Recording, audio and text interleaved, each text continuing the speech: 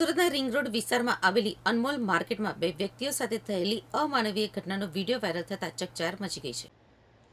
આ ઘટનામાં માત્ર ચોરીની શંકાના આધારે બે યુવકોને નિવસ્ત્ર કરી માર મારી અને અપમાનિત કરવામાં આવ્યા હતા. આ મામલે વિડીયો વાયરલ થતાં પોલીસે તાત્કાલિક કાર્યવાહી કરીને બે વેપારીઓની ધરપકડ કરી છે. મળતી માહિતી અનુસાર આ ઘટના 10મી જૂનના રોજ સુરતની અનમોલ માર્કેટમાં બની હતી. ભોગ બનનાર બંને શખ્સ છૂટક મજૂરી કરે છે અને સાડી ફોલ્ડિંગ તથા કટિંગનું કામ કરે છે. તેઓ મજૂરીના કામ માટે અનમોલ માર્કેટમાં ગયા હતા. માર્કેટના કેટલાક વેપારીઓને એવી શંકા ગઈ કે આ યુવકો ચોરી કરવા આવ્યા છે. આ શંકાના આધારે તેમને માર્કેટમાં આવેલી દુકાન નંબર 230માં લઈ જવામાં આવ્યા હતા. દુકાનમાં લઈ ગયા બાદ દુકાનના શટર પાડી દેવામાં આવ્યા હતા. ત્યારબાદ બંને યુવકોના કપડાં કઢાવી તેમને નિવસ્ત્ર કરવામાં આવ્યા હતા. આ સમયે તેમને અપમાનજનક શબ્દો બોલીને અપમાનિત પણ કરાયા હતા. એટલું જ નહીં, તેમને કાન પકડીને ઉઠક બેઠક કરાવવામાં આવી અને લાકડી વડે બેરહેમીથી માર મારવામાં આવ્યો હતો. આ માર મારવાના કારણે એક શખ્સને ગંભીર ઈજાઓ થઈ હતી અને તેને ફ્રેક્ચર પણ થયું છે. આ ઘટનાનો વિડીયો ત્યાં હાજર કેટલાક વેપારીઓ દ્વારા બનાવવામાં આવ્યો હતો, જે બાદમાં વાયરલ થયો હતો. વાયરલ થયેલા વિડીયોમાં જે દ્રશ્યો જોવા મળે છે તે અત્યંત હૃદયદ્રાવક અને અમાનવીય છે. બંને યુવકોને નિવસ્ત્ર અવસ્થામાં ઊભા રાખીને દંડા વડે ફટકારવામાં આવી રહ્યા છે. તેમને કાન પકડીને ઉઠક બેઠક કરાવવામાં આવે છે અને અમે ચોર છીએ અને હવે પછી અમે માર્કેટમાં નહીં આવીએ તેવા શબ્દો બોલાવવા માટે દબાણ કરવામાં આવે છે. આ ઘટનાએ સુરત જેવા આર્થિક પાટનગર ગણાતા શહેરમાં કાયદો અને વ્યવસ્થાની સ્થિતિ ઉપર ગંભીર સવાલો ઊભા કર્યા છે. આ બાબતે એસીપી ચિરાગ પટેલે જણાવ્યું હતું કે શરૂઆતમાં આ ઘટના પોલીસના ધ્યાને આવી ન હતી, કારણ કે તે માર્કેટની અંદર બની હતી. પરંતુ જ્યારે વિડીયો વાયરલ થયો અને પોલીસ સુધી પહોંચ્યો ત્યારે સલાબતપુરા પોલીસ દ્વારા તાત્કાલિક કાર્યવાહી કરાઈ હતી.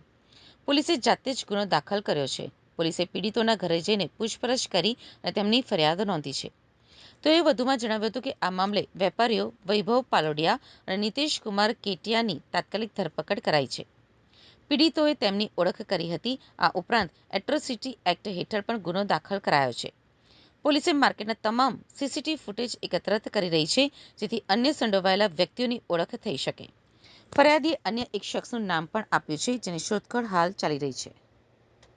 આમાં જે ભોગ બનનાર છે જીતુ ઈશ્વર વાઘ અને એમના મિત્ર રાજ ઉર્ફે સોંઢિયા ઉર્ફે પ્રદીપ નાના મોરે, આ બંને છૂટક કામ કરી અને પોતાની રોજગારી મેળવે છે. એવા શખ્સો અનમોલ માર્કેટની અંદર સાડી કટિંગ, સાડી ફોલ્ડિંગ, ધાગા કટિંગ વગેરે જેવી છૂટક મજૂરી માટે પહોંચ્યા હતા. ત્યારે ત્યાં આગળ કેટલાક વેપારીઓને એ લોકો ચોરી માટે આવ્યા છે એવો ડાઉટ પડતા તાત્કાલિક ધોરણે આ લોકોએ જે અનમોલ માર્કેટની અંદર દુકાન નંબર 213 છે ત્યાં આગળ એમને લઈ ગયા. દુકાનના શટર પાડી એમના કપડાં કઢાવી નિવસ્ત્ર કરી એમની સાથે ગાળાગાળી કરી એમને અપમાન કરવામાં આવ્યું, એમને ઉઠ બેઠક કરાવવામાં આવી અને ત્યારબાદ એમને લાકડી વડે માર મારવામાં આવ્યો. જેમાં જે જીતુ ઈશ્વર વાઘ છે એ થોડા વધારે ઇન્જર્ડ છે, એમને ફ્રેક્ચર પણ થયાની સંભાવના છે. આ જે ઘટના છે માર્કેટની અંદર બનેલી હતી, એના કારણે થઈને પોલીસના ધ્યાનમાં નહોતી આવી, પણ ગઈકાલે આ વિડીયો જે છે ઘટના બની ત્યારે કેટલાક વેપારીઓએ ઉતાર્યો હતો અને એ વિડીયો સ્પ્રેડ થતા અમારા એક કર્મચારી પાસે પહોંચ્યો. કર્મચારીએ તાત્કાલિક ધોરણે થાણા અધિકારી અને થાણા અધિકારીએ ઉપરી અધિકારીઓનું ધ્યાન દોર્યું. પોલીસે સુઓ મોટો કોગ્નિઝન્સ લઈ અને તાત્કાલિક આ ભોગ બનનાર જે છે એમને શોધી કાઢ્યા એમના ઘરેથી. એમની પૂછપરછ કરવામાં આવી. ઘટનાની ખરાઈ કર્યા બાદ તાત્કાલિક ધોરણે આમાં ગુનો દાખલ કરવામાં આવ્યો છે સલાબતપુરા પોલીસ સ્ટેશનની અંદર. એટ્રોસિટી એક્ટની કલમો હેઠળ પણ આ ગુનો દાખલ થયેલો છે અને જે આરોપીઓ છે એમની ભોગ બનનારે ઓળખ કરેલી હતી. એમાંથી આજે વૈભવ ભાલોટિયા અને નીતિશ કુમાર કેટિયા છે એમને તાત્કાલિક ડિટેન કરવામાં આવ્યા છે.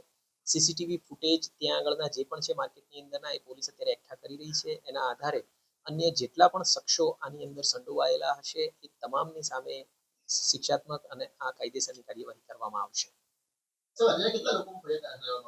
હાલ મેં કીધું એ પ્રમાણે કે જીતુ ઈશ્વર વાઘ આ ગુનાના ફરિયાદી છે અને એમણે જે 3 વ્યક્તિઓના નામ આપ્યા એ પૈકી વૈભવ ભાલોટિયા, નીતિશ કુમાર કેટિયા અને રવિ જયપુરિયાના નામ આપેલા છે. અને આ સિવાય એક અજાણ્યો ઈસમ એમની સાથે મારઝૂડમાં હતો એવું એમણે જણાવેલું છે. પણ મેં કહ્યું એ પ્રમાણે કે હાલ અત્યારે માર્કેટની અંદરના સીસીટીવી કેમેરા અમે લઈ રહ્યા છીએ અને આ 4 સિવાય પણ અન્ય કોઈ શખ્સો જો આ ઘટનામાં સંડોવાયેલા હશે તો એ તમામની સામે કાયદેસર